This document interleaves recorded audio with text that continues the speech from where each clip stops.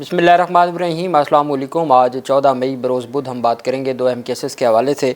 अलीमा ख़ान की ज़मानतें मंजूर हुई थी हाई कोर्ट के डिवीज़न बेंच से। आज तहरीरी हुक्मनामा जारी कर दिया गया है। उसकी तफसीलात मैं आपके साथ शेयर करूँगा और मैं आपको बताऊँगा ज़िमनी इलेक्शन है, उसमें पाकिस्तान तहरीक इंसाफ के उम्मीदवार को जो इंतखाबी निशान अलॉट किया गया उसके ऊपर भी हम बात करेंगे। और कराची में एक बहुत बड़ा स्कैंडल सामने आया था जिसकी वजह से अहम इदारे के सरबराह को हटा दिया गया, उसकी तफसीलात भी मैं आपके साथ शेयर करूँगा।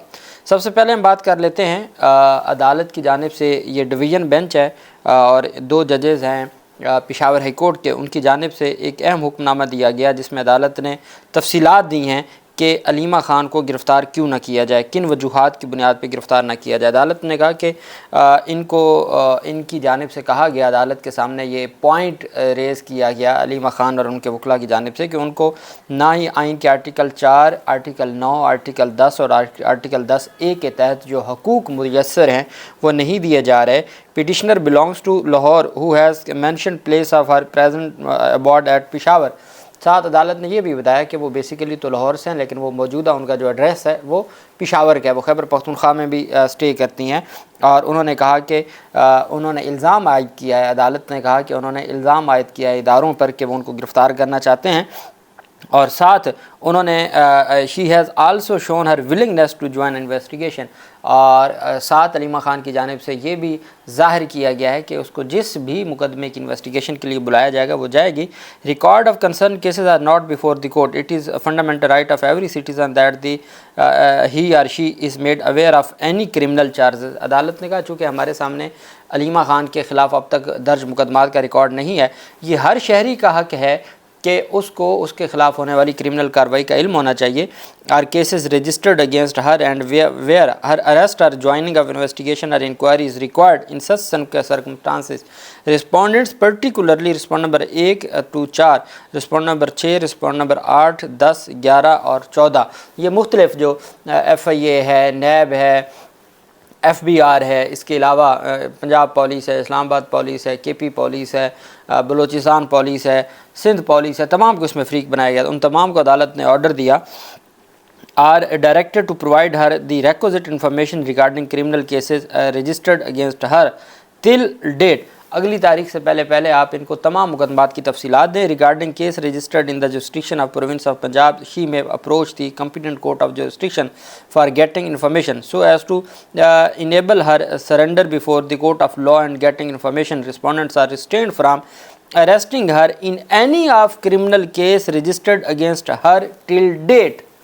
आज की तारीख तक इनके ख़िलाफ़ जो भी मुकदमा दर्ज है तमाम इदारों को ये हुक्म दिया जाता है कि वो उनको किसी भी मुकदमे में गिरफ़्तार ना करें, जबकि इस्लामाबाद और KP की हद तक मुकदमात की तफसीलात तलब कर ली हैं, FIA से मुकदमात की और नैब से मुकदमात की तफसीलात तलब कर ली हैं। पंजाब पुलिस की हद तक कहा गया है कि आपको 1 महीने की हिफाजती ज़मानत हम पंजाब के मुकदमात में भी दे रहे हैं, लेकिन मुकदमात की तफसीलात के लिए आप लाहौर हाई कोर्ट से भी रजू करें। For a period of 28 days. Till this period, petitioner shall approach the concerned forums either for obtaining bail or joining investigation. After expiry of 28 days, instant order shall lose its effect, कि वो अपना जो effect है वो खो चुका होगा। The writ petition in hand of इस डिस्पोज ऑफ अकॉर्डिंगली। अदालत ने कहा कि जी हम इसको डिस्पोज ऑफ कर रहे हैं। अदालत ने तमाम इदारों को अहकाम जारी किए कि उनको किसी भी मुकदमा में गिरफ़्तार नहीं करना। साथ अदालत ने यह भी कहा है कि उनके मुकदमात की तफसीलात भी दी जाएँ। अब असल चीज़ ये है कि जब आइन का आर्टिकल 4 है या आर्टिकल 8 है, एक बात आप याद रखिएगा, आर्टिकल 5 और आर्टिकल 6, आर्टिकल 4 बेसिकली है पहले आइन की तरतीब आप देखें। आर्टिकल 4 ये कहता है कि हर शहरी को क्या के जो हक़ है उसको कानून के मुताबिक डील किया जाएगा। आर्टिकल 4 कहता है कि हर शहरी और उसके हकूक़ को कानून के मुताबिक डील किया जाएगा। पहले रियासत आपको हक़ देती है, आइन का आर्टिकल 4 आपको हकूक़ देता है, आपके हकूक़ की बात करता है कि आपको बग़ैर कानून के डील ही नहीं किया जाएगा। आपको हर इशू के ऊपर कानून के मुताबिक डील किया जाएगा और आपके हकूक़ का तहफ़्फ़ुज़ किया जाएगा। ये आइन का आर्टिकल 4 है। फिर आइन का आर्टिकल 5 आता है जहाँ रियासत आपसे वफ़ादारी मांगती है। पहला शहरी के हकूक़ हैं और आर्टिकल नंबर 5 जो है वो रियासत के हकूक़ है, शहरी की ज़िम्मेदारी है। आइन ने तरतीब ये दी है कि पहला हक़ शहरी का है اور ذمہ داری ریاست کی ہے۔ پہلے ریاست اپنے شہریوں کے حقوق پورے کرے اور پھر ریاست ان سے وفاداری مانگے۔ یہ آئین کی ایک ترتیب ہے، کتنی خوبصورت ترتیب ہے۔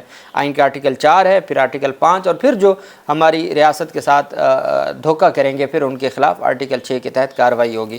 تو یہ ایک ترتیب ہے، اور اسی وجہ سے ہر کیس میں آرٹیکل 4 کو ڈسکس کیا جاتا ہے جی کہ ہمارے جو رائٹس ہیں ان کو قانون کے مطابق ڈیل کیا جائے اور ہمیں قانون سے ہٹ کے ڈیل نہ کیا جائے۔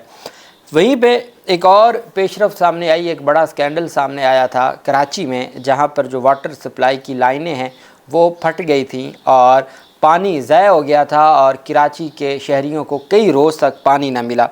اس پر ایک انکوائری کمیٹی بنائی گئی۔ انکوائری کمیٹی جب بڑے مگرمچھ ان تک پہنچ گئی تھی تو اس انکوائری کمیٹی میں جو چیف انجینئر تھے واٹر کارپوریشن کے، ان کو عہدے سے ہی ہٹا دیا گیا۔ یہ ہمارے ہاں ہوتا ہے کہ جب کوئی کسی بڑے مافیا کو پکڑنے لگتا ہے تو وہ بڑا مافیا تو نہیں پکڑا جاتا، لیکن وہ کم از کم، جیسے آپ کو یاد ہوگا ایک FIA کے ڈائریکٹر تھے اور ان کی بھی اچانک ڈیتھ ہو گئی۔ کراچی میں پانی کے بدترین بحران پر بالآخر واٹر کارپوریشن نے ایکشن لیتے ہوئے اپنے ہی چیف انجینئر کو عہدے سے ہٹا دیا۔ پانی کے بدترین بحران پر کراچی واٹر کارپوریشن نے چیف انجینئر بلک ظفر پیلیجو کو عہدے سے فارغ کر دیا۔ ظفر پیلیجو کی جگہ سید محمد اعجاز کو اضافی ذمہ داری دی گئی ہے، جبکہ انچارج ہائیڈرنٹ سیل سید سردار شاہ کو بھی عہدے سے ہٹا دیا گیا ہے۔ کراچی میں گزشتہ 13 روز سے بدترین پانی کا بحران جاری ہے، اور اس معاملے پر وزیر اعلیٰ سندھ نے 9 مئی کو نوٹس لیا تھا۔ وزیر اعلیٰ کے نوٹس کے باوجود شہر میں پانی کی فراہمی بہتر نہ ہو سکی۔ واٹر بورڈ نے اپنے انجینئر کو فارغ کر دیا۔ امکان ہے ان تبادلوں سے شہر میں پانی کی فراہمی میں بہتری آ جائے گی۔ اب یہ جو مین واٹر کی سپلائی ہے، وہ جو لائن ہے وہی ڈیمیج ہو گئی تھی اور وہ ٹوٹ گئی تھی، جس کی وجہ سے پانی ضائع ہو گیا۔ کراچی کے شہریوں کو آدھا مہینہ ہو گیا ہے پانی نہیں مل رہا۔ اب دیکھیں یہ سب سے بڑا ہمارا ہب ہے، معاشی ہب کراچی، اور وہاں کے یہ صورتحال ہے اور پھر کس طریقے سے وہاں یہ ساری کارروائیاں کی جا رہی ہیں۔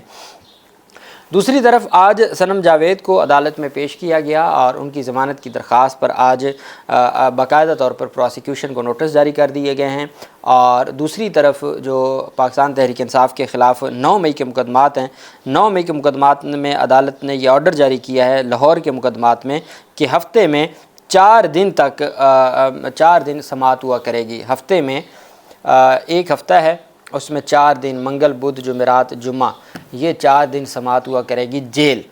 یہ کون سے 9 مئی کے مقدمات ہیں؟ 4 مہینوں کا عدالت نے احکامات جاری کیے، چونکہ ہزاروں کارکنان ہیں اور پھر ان کے جرا ہے اور پھر بہت ساری صورتحال ہے، چونکہ یہ سارے سیکرٹ ٹرائل ہیں، اوپن ٹرائل کوئی بھی نہیں ہے، اور نہیں پتہ وہاں پہ کیا چاہ رہا ہے کیا نہیں چاہ رہا، چونکہ پاکستان تحریک انصاف کی جو جتنی قیادت ہے وہ تو اڈیالہ جیل کے آس پاس گھوم رہی ہے، لیکن جو کوٹ لکھپت جیل ہے وہاں پر نہ ہی کوئی صحافیوں کو اس طرح جانا الاؤ ہوتا ہے، نہ ہی کوئی ہائی کورٹ پہ پٹیشن فائل کرتا ہے، نہ ہی کوئی اوپن ٹرائل کی اپلیکیشن دیتا ہے، اور نہ ہی اوپن ٹرائل ہو رہا ہے، اور وہاں پہ ایک سلسلہ ہے وہ جاری ہے۔